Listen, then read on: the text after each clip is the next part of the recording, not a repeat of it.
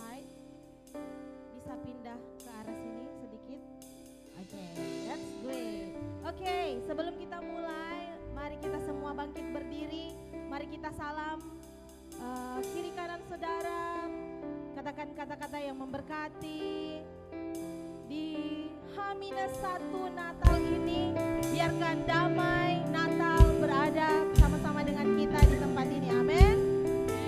Oke, seperti firman Tuhan di Lukas 2 ayat 14, Glory to God in the highest heaven and peace on earth to those whom God is pleased. Kemuliaan bagi Allah di tempat maha tinggi dan damai sejahtera di bumi di antara manusia yang berkenan kepadanya. Ada amin saudara-saudara? Yes, biarlah damai sejahtera dari Allah maha tinggi melingkupi kita semua di tempat ini. Biarlah damai Natal ada bersama-sama dengan kita. Mari kita berdoa. Terima kasih Tuhan Yesus, terima kasih untuk kedamaian yang Kau berikan. Terima kasih Tuhan untuk hari ini Tuhan, kami siap menyambut, menyongsong bahkan merayakan hari kelahiran-Mu Tuhan. Tuhan, kami berdoa Tuhan bahwa benar setiap kami Tuhan, pakai hati kami, berkati hati kami, pikiran kami Tuhan untuk tetap tertuju kepada Engkau. Bahwa benar Tuhan ada sukacita, damai sejahtera yang dari Engkau ada bersama-sama dengan kami. Bahkan Tuhan setiap puji-pujian, setiap worship kami Tuhan akan membawa glory to your name Jesus Christ. Terima kasih Tuhan, terima kasih Yesus. Kami siap untuk memberkati nama-Mu di tempat ini. Di dalam nama Tuhan Yesus kami berdoa mengucap syukur. Haleluya. Amin. Mari berikan sorak-sorai bagi Tuhan kita yang hidup. Yeah. Let's sing this song.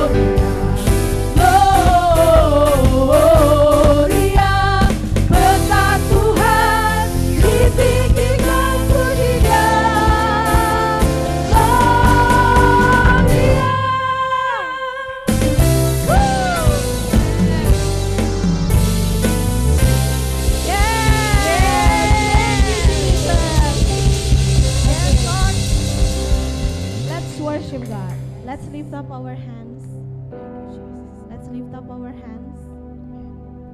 Bisa angkat tangan kita. This is the time to worship God. Let's focus on God because of this Christmas day. Karena di hari Natal yang akan kita rayakan pada besok hari, biarlah hari ini Tuhan, kami bisa merasakan damai-Mu Tuhan di dalam hati kami. Biarlah benar Tuhan, kami bisa worship to You Lord.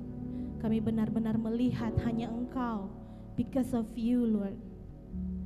Without You, there will be no Christmas. Because Christmas is You. Not about the decoration, bukan tentang dekorasi. Not about the presents, no. But it's about You Lord. Let's worship God. Let's lift up our hands. Let's bless His name. Let's say thank You Jesus. Terima kasih Tuhan. Terima kasih untuk tahun ini. Terima kasih untuk semua hal yang sudah kami lewati dalam tahun ini Tuhan. Duka cita, suka cita. Kami tahu bahwa Engkau selalu bersama-sama dengan kami. Terima kasih Tuhan.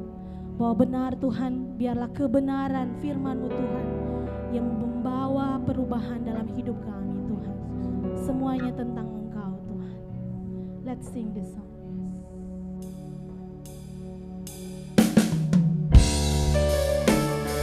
Yes, we worship You Lord.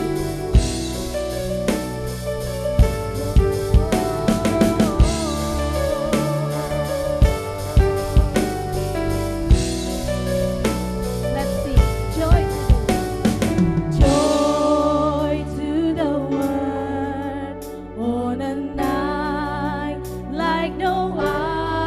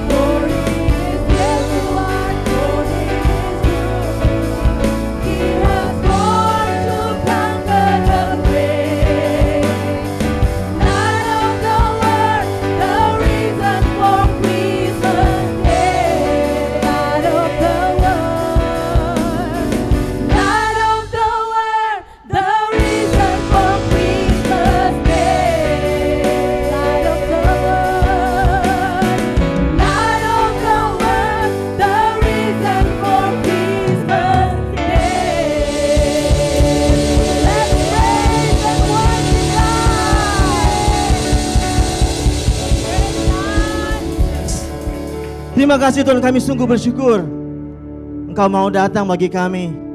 Engkau mau meninggalkan surgamu dan datang ke dunia ini untuk menebus kami. Dan Engkau membawa terang bagi kami, menerangi jalan hidup kami, menerangi keluarga kami Tuhan, bahkan gereja ini Tuhan. Kami sungguh bersyukur kami bisa menikmati Engkau. Jemaat Tuhan, Lukas 2 ayat 13 dan 14 berkata demikian. Dan tiba-tiba tampaklah bersama-sama dengan malaikat itu sejumlah besar bala tentara sorga yang memuji Allah, katanya.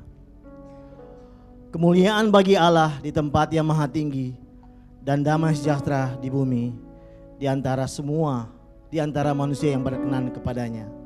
Mari kita berdoa. Tuhan, terima kasih.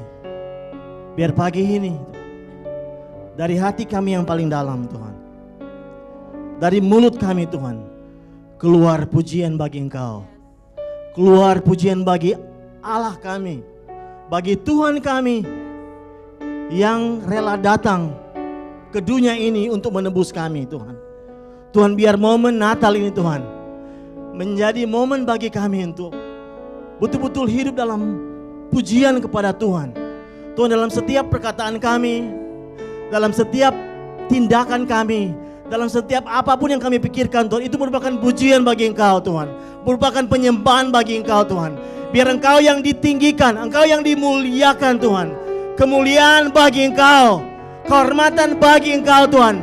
Dari hidup kami, dari pekerjaan kami, dari studi kami Tuhan, dari pelayanan kami Tuhan, dari setiap hal yang kami lakukan dalam hidup kami Tuhan. Kemuliaan bagi Allah di tempat yang maha tinggi. Dan kami percaya bahwa damai sejahtera Engkau Tuhan, the peace of God, menjadi bagian dari setiap kami Tuhan. Kami percaya Tuhan, di tengah tantangan yang kami hadapi, di tengah kesulitan yang kami hadapi Tuhan, di tengah hal yang tidak menyenangkan yang kami hadapi Tuhan, di saat-saat ini Tuhan, bahkan di sepanjang tahun ini Tuhan, ada damai sejahtera daripada Engkau Tuhan. Ada damai sejahtera Engkau Tuhan, ada peace yang daripada Engkau Tuhan, yang memampukan kami Tuhan melewati setiap hal yang harus kami lewati. Dan pada akhirnya Tuhan, damai sejahtera yang daripada Engkau Tuhan menolong kami untuk keluar lebih daripada pemenang. Terima kasih Tuhan, kami sungguh bersyukur buat hari ini Tuhan, hari yang Engkau jadikan bagi kami Tuhan. Puji-pujian bagi Engkau, kehormatan bagi Engkau, kemuliaan bagi Engkau, dan damai sejahtera yang daripada Engkau menjadi bagian dari setiap kami, menjadi bagian bagi setiap bapak-bapak yang ada di ruangan ini, menjadi bagian bagi setiap ibu-ibu yang ada di ruangan ini, menjadi bagian setiap anak muda yang ada di ruangan ini Tuhan.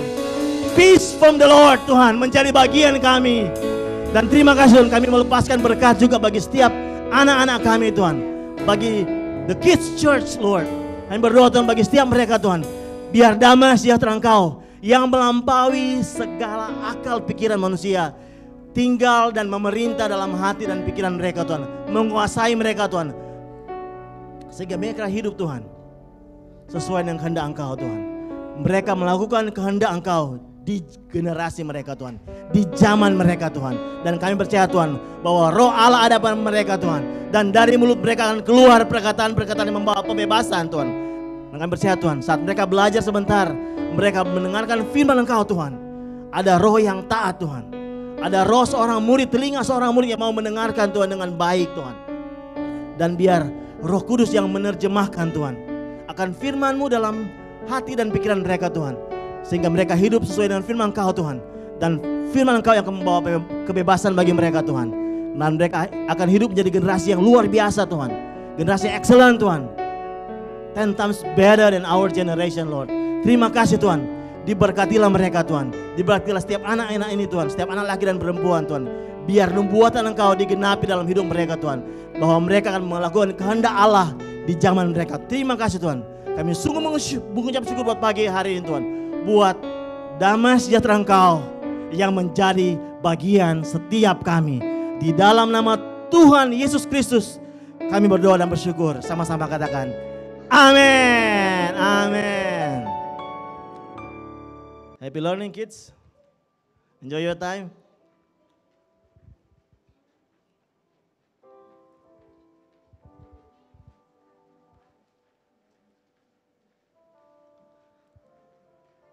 Selamat pagi Bapak Ibu saudara sekalian. Selamat hari Minggu.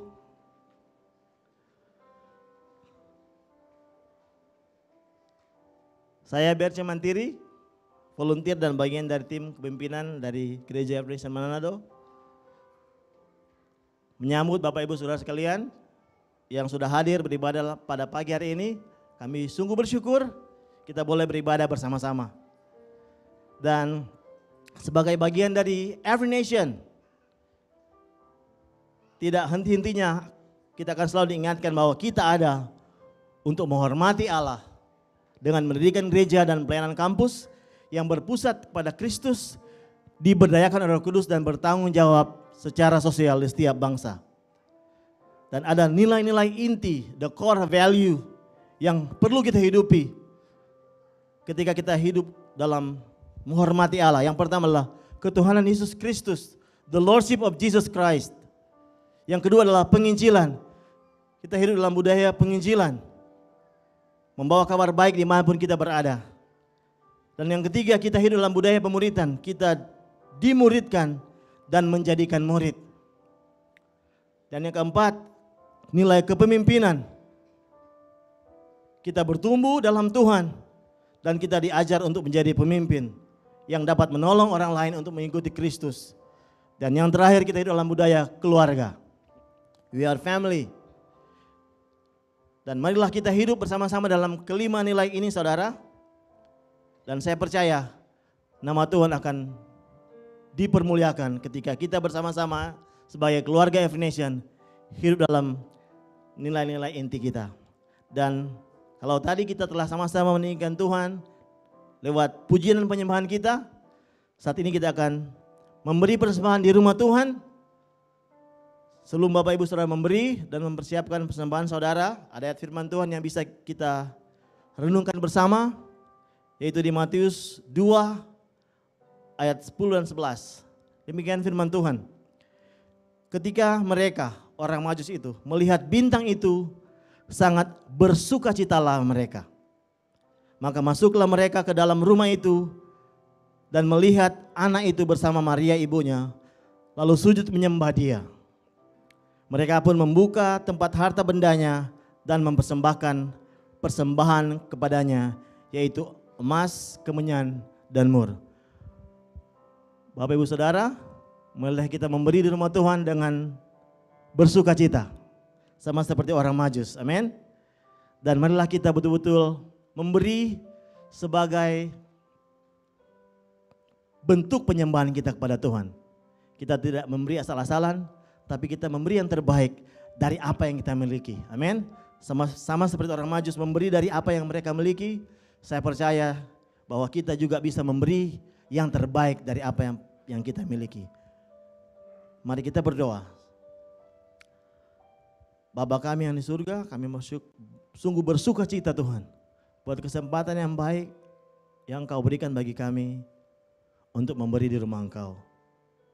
Tuhan, biar setiap persembahan kami yang akan kami berikan di rumah Engkau lahir dari hati yang sungguh menyembah Engkau, lahir dari hati yang sungguh meninggikan Engkau, karena Engkau layak menerima yang terbaik dari setiap hal yang kami miliki Tuhan. Kami siap memberi di rumah Engkau Tuhan, di dalam nama Tuhan Yesus Kristus. Amin. Selamat memberi saudara. Saudara bisa memberi secara tunai maupun non tunai lewat akun gereja yang ada di depan. Dan sementara Bapak Ibu Saudara memberi, ada beberapa pengumuman penting bagi kita untuk kita perhatikan. Yang pertama, Christmas Fellowship. Ibadah Natal dan fellowship bersama Jemaat Every Nation Manado yang akan diadakan pada besok hari, tanggal 25 Desember, pukul 11 saudara. Bukan pukul 10 tapi pukul 11. Di gedung gereja ini, dan Bapak Ibu Saudara dapat membawa makanan untuk kita nikmati bersama, mulai dari makanan ringan sampai makanan berat. Boleh dibawa dan dapat kita nikmati bersama pada besok hari jam 11. Pengumuman berikutnya, Shower of Blessings. Pada besok hari, bagi Bapak Ibu Saudara yang rindu untuk memberkati anak-anak sekolah minggu, dapat menyiapkan bingkisan atau snack, hadiah kecil untuk kurang lebih 65 anak. Pengumuman berikutnya adalah kebaktian minggu akhir tahun 2023 yang akan diadakan pada minggu depan 31 Desember jam 10 pagi di gedung gereja ini. Dan perlu diperhatikan Bapak Ibu Saudara bahwa untuk tanggal 1 Januari kita tidak ada kebaktian awal tahun, dan ibadah awal tahun atau ibadah perdana Everyday Manado 2024 akan diadakan pada hari Minggu tanggal 7 Januari 2024. Dan berikutnya pekan doa, puasa dan pengudusan, konsekrasi, set apart. Mengawali tahun 2024, kami mengajak setiap Bapak Ibu Saudara untuk bergabung dalam pekan doa ini, set apart bersama keluarga besar Every Nation di seluruh dunia. Yang akan dimulai pada hari Senin 8 Januari 2024 sampai dengan hari Jumat 12 Januari 2024. Dan pekan doa, puasa dan pengudusan ini dari hari Senin sampai hari Kamis 8 sampai 11 Januari akan dilaksanakan secara online via Zoom, dan pada hari Jumat nanti, hari Jumat tanggal 12 Januari diadakan secara on-site di tempat ini, di gedung gereja ini. Dan akan ditutup pada hari Sabtu 13 Januari 2024 lewat ruang doa nasional pada jam 9 pagi lewat Zoom meeting. Bagi Bapak Ibu Saudara yang membutuhkan penuntun puasa, dapat menghubungi staf gereja Saudara Brian Lonto maupun Saudari Yulia Nelwan. Demikian bagi kita pengumuman sepanjang minggu ini, bahkan di tahun yang akan datang, awal tahun. Saudara siap untuk firman Tuhan? Amin. Mari kita sambut pengkhotbah kita pagi hari ini, Bapak Niko Manampiring.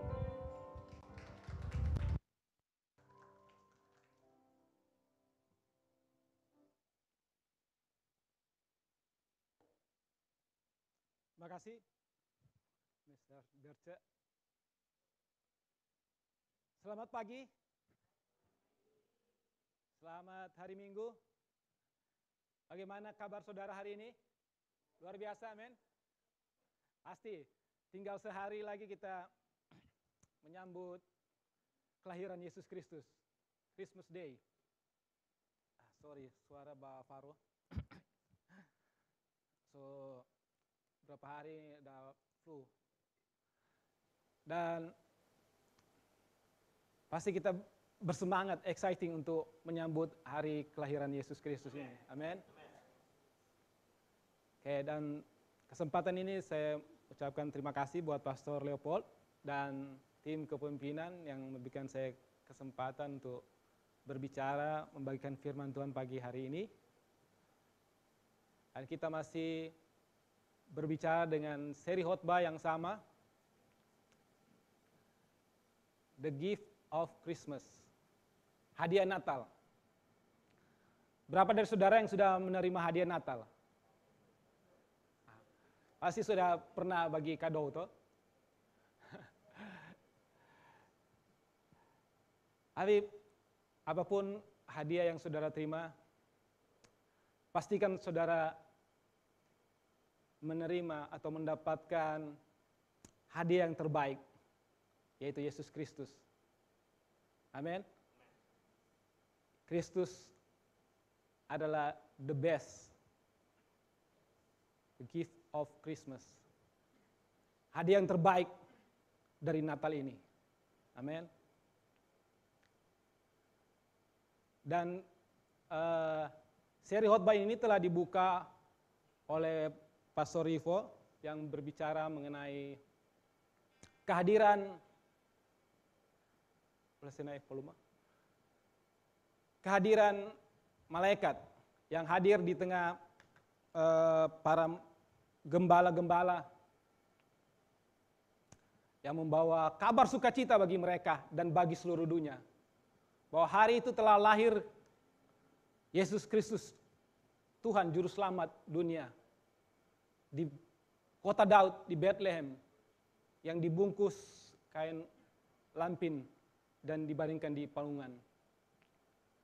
Orang Majus adalah kaum yang terpinggirkan, tapi mereka pertama kali satu kehormatan bagi mereka untuk menerima kabar sukacita tentang kelahiran Yesus. Minggu yang kedua, Pak Calvin melanjutkan seri ini dengan berbicara mengenai kehadiran bintang. Bintang yang memberikan petunjuk, memberikan arah kepada orang Majus sehingga mereka bisa berjumpa dengan Sang Juru Selamat, Yesus Kristus. Dan minggu yang ketiga, Isabel membagikan kehadiran Juru Selamat. Bahwa Allah rela turun ke dalam dunia, menjadi manusia, untuk hadir di tengah-tengah manusia, menjadi Allah Immanuel, menyertai kehidupan manusia, menghadapi berbagai tantangan. Bukan hanya menyertai, tapi dia juga tinggal di dalam hati manusia. Dan minggu ini saya melanjutkan dan mengakhiri seri khotbah ini. Dan saya beri judul, kehadirannya mengubahkan.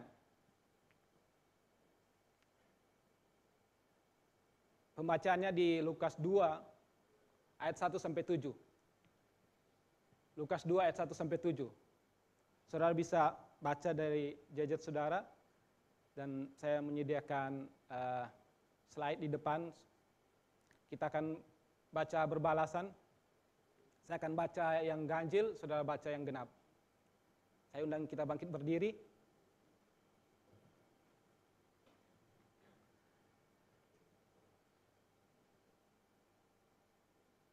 Saya baca ayat 1. Pada waktu itu, Kaisar Agustus mengeluarkan suatu perintah, menyuruh mendaftarkan semua orang di seluruh dunia. Ayat 2, saudara.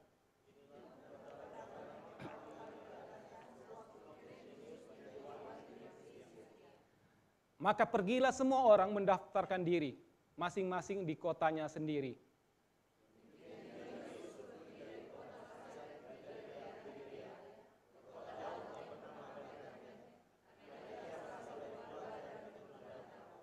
Supaya didaftarkan bersama-sama dengan Maria, tunangannya, yang sedang mengandung.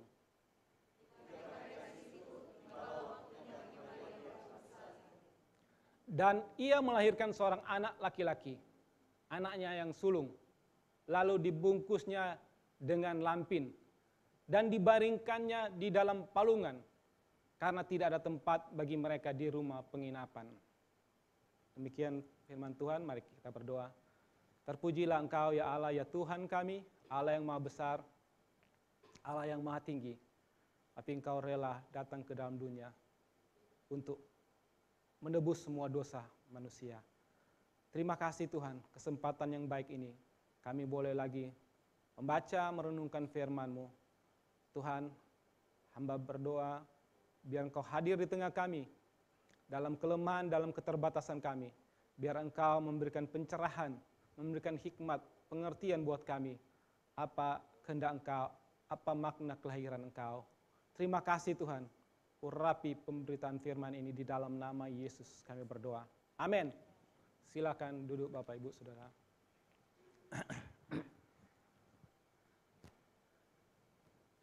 Saudara, cerita mengenai kelahiran Yesus sesuatu yang akan sering kita dengar pada saat momen Natal ini, pada bulan Desember ini. Dan cerita mengenai bagaimana Yesus lahir, bagaimana Yusuf dan Maria pergi ke Bethlehem, sesuatu yang sudah familiar bagi kita. Sering kita mendengar cerita ini, apalagi di Desember ini. Dan saya membaca cerita ini, ada beberapa poin yang saya dapatkan. Yang pertama, kehadiran Yesus bagi dunia adalah grand design Allah untuk keselamatan manusia. Jadi sejak manusia jatuh dalam dosa, Allah mempunyai rencana yang besar untuk menyelamatkan manusia. Dia tahu bahwa manusia mengalami banyak penderitaan, mengalami kutuk, mengalami sakit penyakit. Dan Allah kita bukan Allah yang ringan tangan, yang suka menghukum pelanggaran-pelanggaran kita, dosa-dosa kita, pemberontakan kita. Dia juga bukan Allah yang berpangku tangan, yang tinggal diam melihat dosa manusia, pasti akhirnya akan masuk neraka. Tapi Dia Allah yang turun tangan. Dia Allah yang mau campur tangan saat manusia terbelenggu dengan dosa, saat manusia tanpa pengharapan. Dia Allah yang mau turun. Bukan hanya Allah yang tinggal di sorga dan membagi-bagikan hadiah, tapi Dia Allah yang mau turun menjadi sama dengan manusia. Kenapa saudara? Karena kasih-Nya yang begitu besar. Yohanes 3 ayat 16 berkata, karena begitu besar kasih Allah akan dunia ini, sehingga Ia telah mengaruniakan anaknya yang tunggal, supaya setiap orang yang percaya kepadanya tidak binasa, melainkan beroleh hidup yang kekal. Allah tidak mau ciptaannya itu binasa. Karena itu Dia rela mengaruniakan anaknya yang tunggal, satu-satunya anak kesayangannya, Dia serahkan ke dalam dunia ini, supaya manusia yang percaya kepadanya tidak binasa, melainkan hidup yang kekal. Karena kasih-Nya yang begitu besar. Dan untuk mewujudkan kasih-Nya bukan hal yang mudah. Dari cerita ini kita melihat bagaimana perjalanan Maria dan Yusuf. Mereka dari utara, dari kota Nazaret, pergi ke selatan, ke Bethlehem. Bukan perjalanan yang mudah. Mereka, Nazaret itu berada di ketinggian, Bethlehem juga ada di ketinggian. Yerusalem ada sekitar 2.500 di atas permukaan laut. Dan mereka harus turun, naik lembah.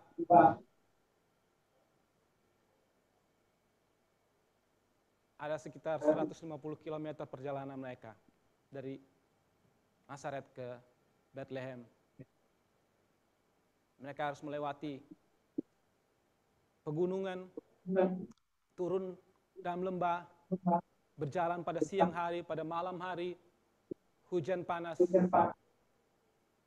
dan kondisi Maria dalam keadaan hamil tua. Ibu-ibu mungkin bisa bayangkan. Bapak-bapak susah mau. Seharusnya orang yang hamil tua, so di rumah, so siap-siap. So siap kamar yang bagus, so siap tempat tidur yang khusus untuk bayi, seperti stroller, menghias kamar yang akan kedatangan bayi. Tapi yang terjadi dengan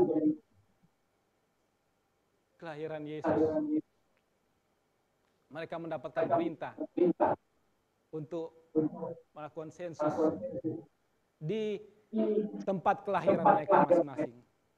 Dan tempat kelahiran Yusuf itu di Bethlehem, di kota Daud, karena dia adalah keturunan Daud. Dan mereka mentaati sebagai warga negara yang baik, mereka mentaati perintah ini.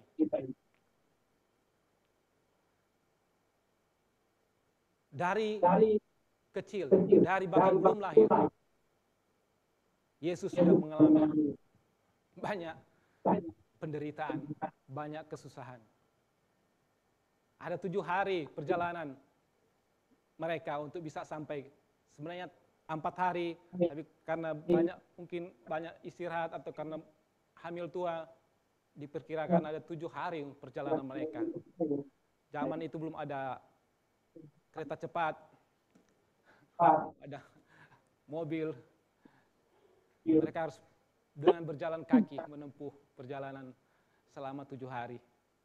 Dan setibanya di Bethlehem, mereka mendapati tempat-tempat penginapan penuh. Mereka ditolak. Akhirnya mereka mendapati kandang hewan. Tapi Yusuf tetap bersyukur. Yesus lahir di kandang, di atas palungan. Palungan itu tempat makan hewan. Jadi bayangkan saudara, ada sisa-sisa makanan, ya pasti bau, kotor, tapi Allah mengizinkan Yesus tempat tidur sang putra sorga lahir di palungan. Karena kasihnya yang begitu besar, Allah mengizinkan semuanya itu terjadi. Bayangkan saudara, kalau waktu Yusuf Maria cari-cari penginapan, mereka menolak, dia pindah lagi ke tempat yang lain, ditolak lagi. Malaikat-malaikat yang melihat itu pasti so gemes. Ini orang ini. Tapi Tuhan mau lahir. Dorang so tinggal tunggu komando kong dorang karabas ini manusia. Tapi karena Allah penuh dengan kasih, dengan panjang sabar, Dia mengizinkan semua itu terjadi. Poin yang kedua, kehadiran Yesus di bumi adalah fakta sejarah, bukan dongeng. Amin. Kalau kita membaca nama-nama, ini Kaisar Agustus, ada Quirinius, mereka tercatat dalam catatan sejarah manusia, dalam catatan sejarah kerajaan Romawi. Kaisar Agustus ini, dia penerus Julius Caesar. Dia menggantikan Julius Caesar yang mati terbunuh. Dan dia anak angkat yang sangat disayangi oleh Julius Caesar. Sehingga pada waktu dia mati, dia menulis, sebelumnya dia menulis wasiat bahwa dia akan meneruskan tahtanya, yaitu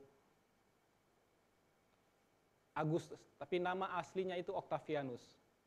Kaisar Agustus ini adalah gelar sama seperti Firaun. Jadi artinya Kaisar Agustus ini yang paling mulia, yang paling agung. Jadi kaisar yang paling agung. Jadi dia menggantikan Kaisar Julius Caesar. Sedangkan Quirinius ini seorang bangsawan Romawi yang kemudian diangkat atau ditunjuk untuk menjadi wali negeri atau gubernur di Syria. Dan Syria itu membawahi daerah Yudea.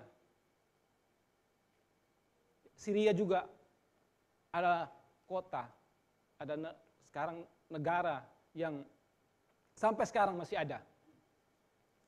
Bethlehem juga sampai sekarang masih ada. Jadi kehadiran Yesus bukan cerita dongeng, bukan cerita mitos, bukan seperti legenda Yunani, Hercules, toh, setengah dewa, setengah manusia.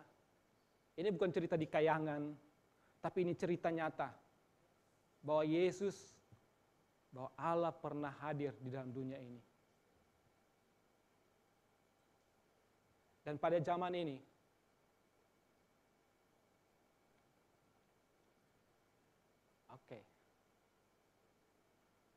pada waktu Yesus lahir, merubah penanggalan waktu dunia. Membagi dua, sebelum Masehi dan sesudah Masehi. Jadi kelahiran Yesus menjadi tengah-tengahnya, sebelum Masehi dan sesudah Masehi. Sebelum Yesus, karena Masehi itu Mesias, sebelum Yesus dan sesudah Yesus.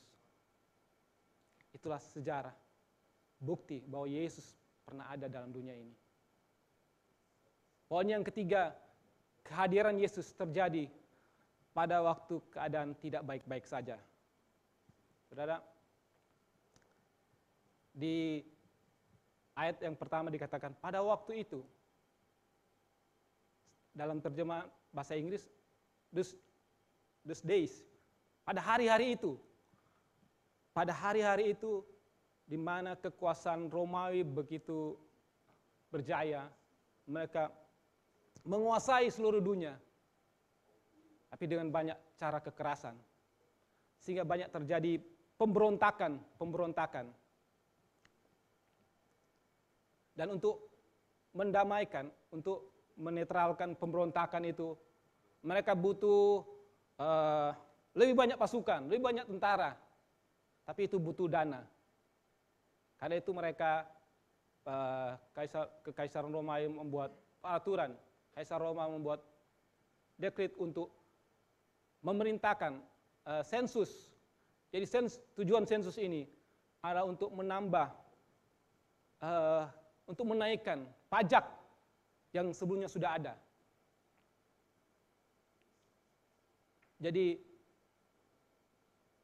keadaan ini semakin memperburuk keadaan orang-orang, khususnya orang-orang Yahudi. Mereka sudah lama dijajah, mereka sudah hidup dalam kemiskinan, terus mereka ditambah lagi dengan pajak yang akan dinaikkan melalui sensus ini. Dan tidak semua warga Yahudi setuju dengan sensus ini. Karena itu ada seorang yang bernama Yudas dari Galilea. Saudara bisa lihat kisahnya ceritanya di kisah 5. Gamaliel yang ada seorang guru Yahudi yang terkenal. Dia katakan bahwa kegerakan murid-murid berbeda dengan kegerakan yang lain, termasuk kegerakan dari Yudas dari Galilea ini. Yudas dari Galilea ini, dia menghasut orang-orang Yahudi untuk memberontak kepada bangsa Romawi. Dia menyarankan supaya orang-orang Yahudi jangan lagi membayar pajak, jangan ikut sensus, karena itu akan menambah pajak untuk dinaikkan. Jadi keadaan waktu Yesus hadir adalah keadaan yang memprihatinkan. Tetapi bukankah seperti itu kehidupan kita? Pada saat kita dalam keadaan terpuruk, saat kita dalam keadaan krisis, seringkali Tuhan hadir. Tuhan hadir dalam kegelapan. Karena itu sering diceritakan atau kita tahu bahwa Yesus lahir pada malam hari. Di ayat 8 juga ditulis gembala-gembala pada malam hari. Ini simbol dari kegelapan yang menutupi bumi pada saat itu. Dalam kegelapan, tapi dalam kegelapan ini, terang Tuhan mau terbit. Amin. Karena Tuhan hadir bukan pada waktu kita di atas, di top, tapi Tuhan hadir, mau hadir di saat kita berada di lembah. Amin. Mazmur 34 berkata, Tuhan dekat dengan orang yang patah hati dan remuk jiwanya. Orang-orang yang hancur hatinya, orang-orang yang mengalami kepedihan, orang-orang yang mengalami kemalangan, yang mengalami penindasan. Tuhan dekat dengan orang-orang seperti ini.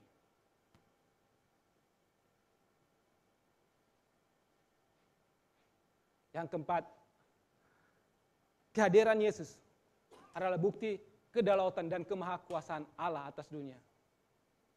Kalau kita baca ayat ini,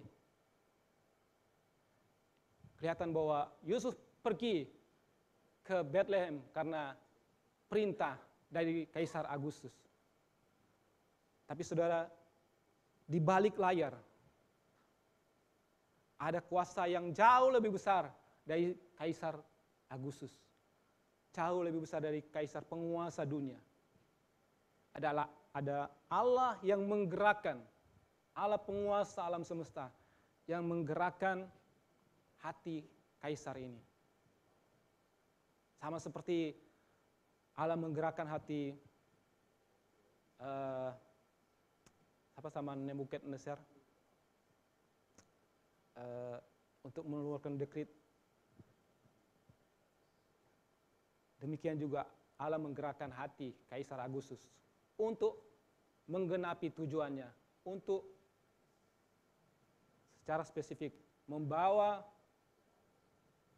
Maria dan Yusuf pergi ke Bethlehem. Karena itu telah difirmankannya. Mika 5 ayat 2 katakan, tetapi engkau, hai Bethlehem, Efrata, hai yang terkecil di antara kaum-kaum Yehuda, daripadamu akan bangkit bagiku seorang yang akan memerintah Israel, yang permulaannya sudah sejak purbakala, sejak dahulu kala. Secara spesifik, Allah mau menggenapi firman-Nya.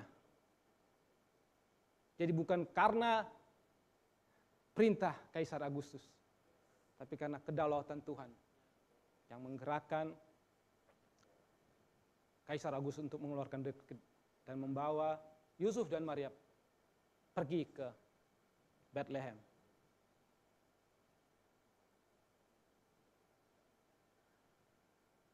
Poin yang kelima, kelahiran Yesus di kandang hewan dan palungan. Ada gambaran dari kerendahan hati dan aksesibilitas.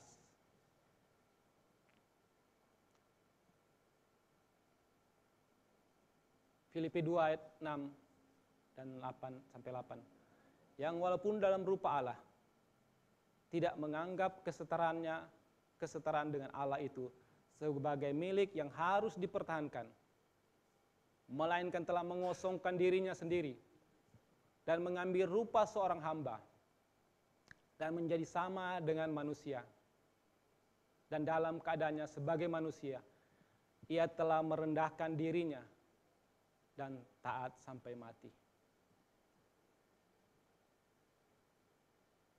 Allah telah mengosongkan dirinya. Dia datang ke dalam dunia, tidak memakai atribut-atribut keilahiannya. Dia tidak membawa hak sebagai raja di atas segala raja. Dia meninggalkan segala fasilitas, segala kemewahan, segala kemuliaan surgawi. Dan dia datang turun ke dalam dunia. Dia menjadi sama dengan manusia, bahkan lebih rendah lagi dari manusia, menjadi hamba manusia. Dia menjadi sama dengan manusia, karena dia ingin merasakan sama seperti apa yang manusia rasakan. saudara mengalami penolakan. Dia pernah mengalami penolakan. Saudara mengalami penindasan. Terlebih lagi dia. Bukan hanya penindasan, tapi dihukum mati. Dia pernah ditolak. Saudara pernah ditolak, dia pernah mengalami. Dia pernah mengalami segala penderitaan terberat manusia. Karena itu di Ibrani dikatakan, dialah imam besar kita. Dia bukan imam besar yang tidak merasakan kelemahan-kelemahan kita. Bahkan dia dicobai tapi dia tidak berbuat dosa. Dia layak menjadi imam besar bagi kita. Karena dia bukan hanya memberikan arah, memberikan petunjuk buat kita. Tapi dia pernah merasakan, dia pernah mengalami seperti yang pernah saudara alami. Segala penderitaan terberat sekalipun dia pernah alami. Karena itu dia bisa merasakan, dia bisa memberikan solusi, memberikan jalan keluar yang terbaik buat kita. Karena dia pernah mengalami. Dia merendahkan diri, menjadi sama seperti manusia. Tujuannya supaya dia bisa merasakan apa yang kita rasakan. Dia bisa memberikan jalan keluar buat kita. Yang kedua, dia datang di palungan, kandang, memberikan aksesibilitas, kemudahan untuk bisa ditemui. Saudara bayangkan kalau dia lahir di istana, banyak birokrasi. Hanya orang-orang tertentu yang bisa datang. Kalau kita diundang ke istana presiden, pasti kita harus terima undangan dulu. Kita diperiksa latar belakang kita. Kita ke sana, kita akan di-scan, di segala macam pemeriksaan. Kita akan terus diawasi. Ada ketakutan waktu kita akan ke sana. Ada banyak pemeriksaan yang rumit. Tapi dia mau datang ke dalam kandang domba, ke dalam palungan. Hanya butuh kerendahan hati untuk bisa berjumpa dengan Yesus. Amin. Hanya orang yang rendah hati yang mau datang ke kandang. Yang mau melihat tempat yang kotor, akan menjijikkan.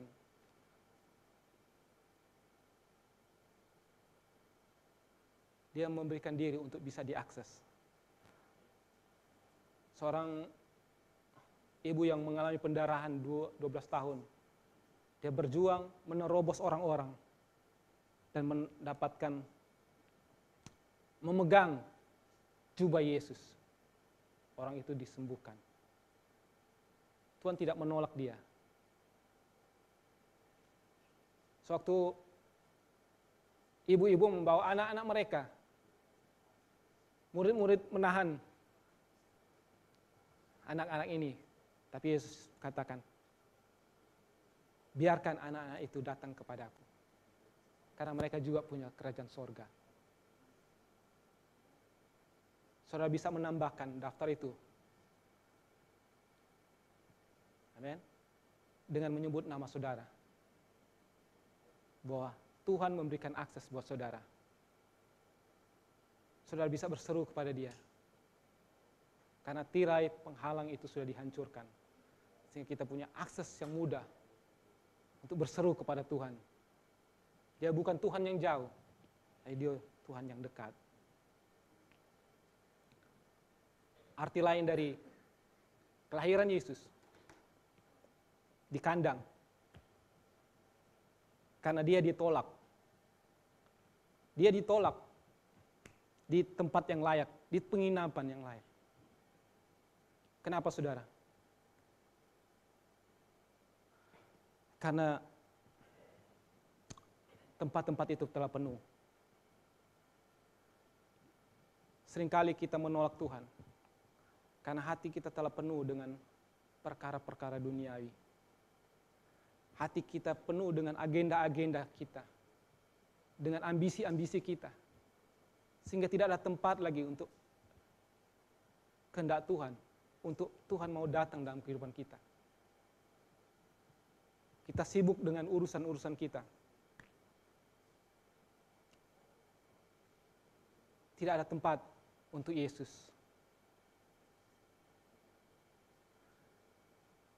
Natal adalah momentum untuk kita merayakan kasih Tuhan. Momentum untuk kita introspeksi diri dan merubah hidup kita. Melihat apa respon terbaik yang harus kita berikan sebagai balasan dari kebaikan Tuhan yang begitu besar, yang rela datang ke dalam dunia ini, yang rela bayar harga.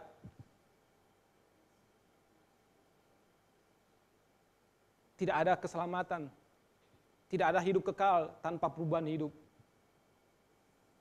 Dan tidak ada perubahan hidup tanpa kita mau menerima Dia, memberikan ruang hati kita.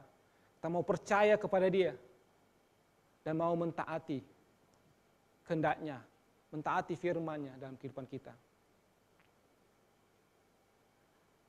Jangan biarkan Natal berlalu tanpa kita mengalami introspeksi, kita merubah hidup kita. Orang-orang yang berjumpa dengan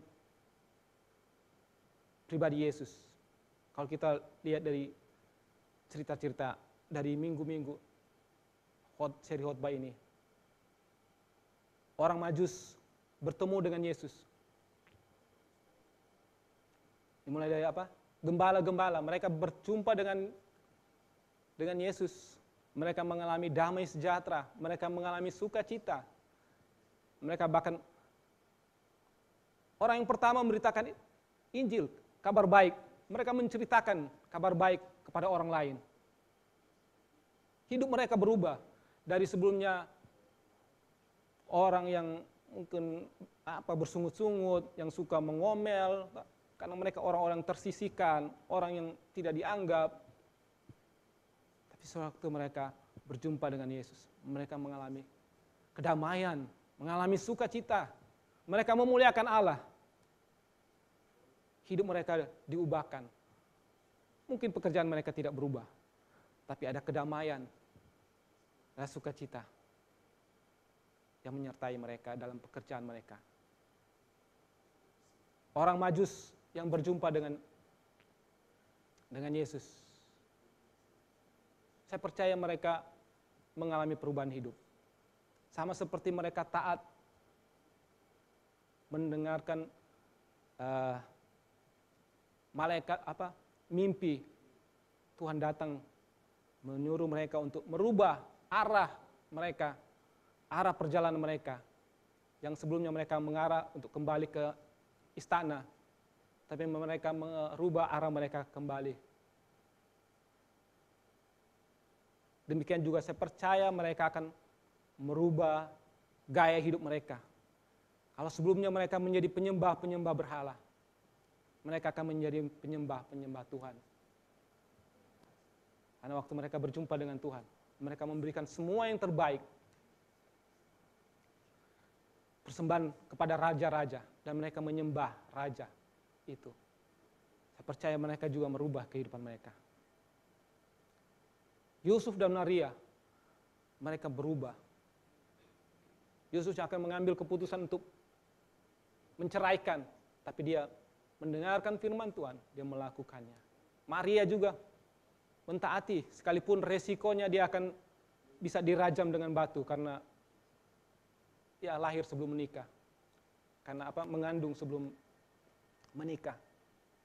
Tapi dia rela mengambil resiko. Dan mereka menjadi pribadi-pribadi yang kuat, pribadi-pribadi yang taat, melakukan kehendak Bapa sampai Yesus lahir ke dalam dunia ini. Saya percaya ada banyak hikmat yang kita bisa dapatkan dari kelahiran Yesus ini. Dan ini membawa kita untuk bisa merubah kehidupan kita menjadi pribadi-pribadi yang lebih baik, pribadi-pribadi yang lebih mengasihi. Amin. Kalau kita mengasihi Tuhan, kita akan melakukan perintah-perintahnya. Mari kita berdoa.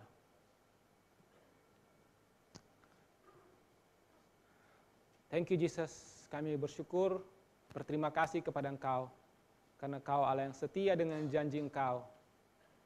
Engkau bukan Allah yang cepat murka, bukan Allah yang lepas tangan, tapi Engkau Allah yang mau turun tangan, yang mau membereskan dosa-dosa kami, bahkan rela mengorbankan diri Engkau sendiri.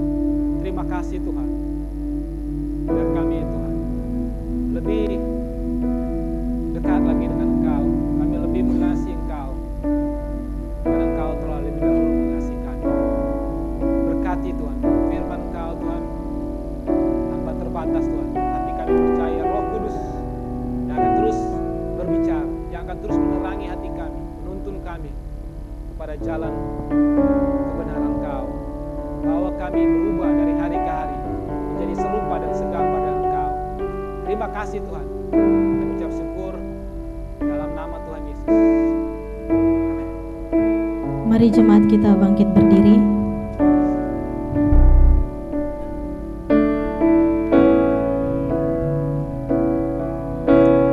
Benar bahwa Natal tidak hanya untuk dirayakan, tapi supaya hidup kita berubah. Tidak ada artinya Natal kalau hidup kita tidak berubah. Mari kita worship God. Let's worship God. Mari kita renungkan bagaimana kebaikan Tuhan sepanjang tahun ini. Bagaimana Dia selalu memberikan akses termudah bagi kita untuk datang kepada Dia. Bahkan Dia selalu bersama-sama dengan kita. Karena kita tahu bersama He is the Emmanuel, bahwa Dia adalah Immanuel, Tuhan yang selalu bersama-sama dengan kita. Let's worship God. Emmanuel, Emmanuel,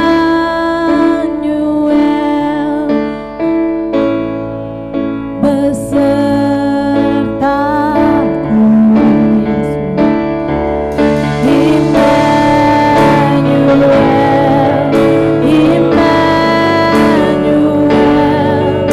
Engkau Allah beserta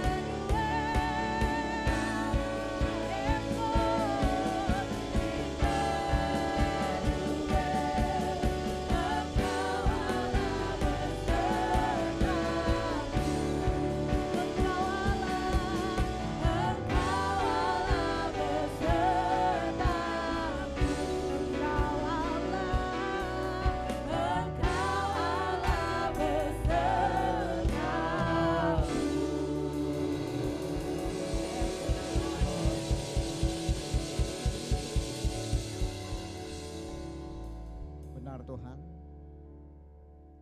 Engkau Allah yang menjaga dan melindungi kami.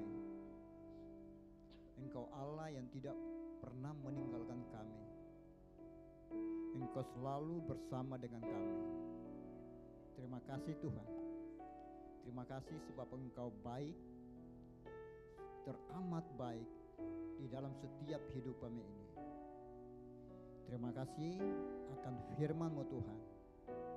Dan aku berdoa Tuhan, Engkau memberikan kami hikmat, pengertian, sehingga selewat firman-Mu kami mengerti. Kami dimampukan untuk melihat kepada apa yang Engkau sudah kerjakan atas kehidupan kami, bahwa semua itu baik adanya Tuhan. Terima kasih Tuhan, terima kasih. Dan hamba berdoa Tuhan, kami semakin mengerti betapa panjangnya, tingginya, dalamnya kasih Engkau kepada kami Tuhan. Dan lewat firman-Mu tadi Tuhan, kami mendapatkan pengertian, dan lewat pengertian itu kami dapat mengerti apa yang harus kami lakukan di dalam kehidupan yang kami hidupi ini, sehingga lewat kehidupan kami ini nama-Mu dipermuliakan Tuhan. Terima kasih Tuhan, benar Engkau Allah Immanuel yang menjaga, melindungi, memberkati akan kehidupan kami, bahkan Engkau berperang bagi kami, sehingga kami hidup di dalam kemenangan demi kemenangan. Kami hidup di dalam berkat Engkau. Kami yang sakit disembuhkan, kami yang lemah dikuatkan, sebab Engkau Allah yang memegang kendali atas kehidupan kami ini. Terpujilah Engkau Tuhan. Diberkatilah kami Tuhan. Di pagi hari ini Engkau melihat apa yang menjadi kebutuhan dan kerinduan kami. Engkau memberikan itu.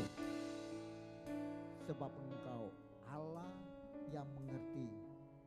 Yang terbaik Engkau akan berikan kepada kami. Terpujilah Engkau. Kami pulang di dalam damai sukacita Tuhan menyertai kami. Di dalam nama Yesus. Amin.